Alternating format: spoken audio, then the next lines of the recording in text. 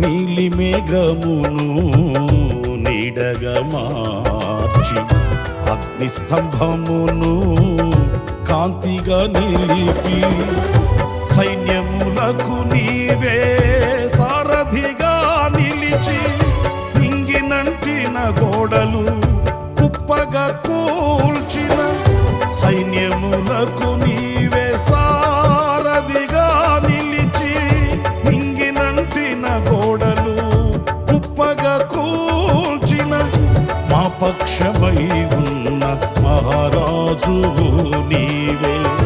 నీకు సాధ్యము కానిది ఏదైనా కలదా?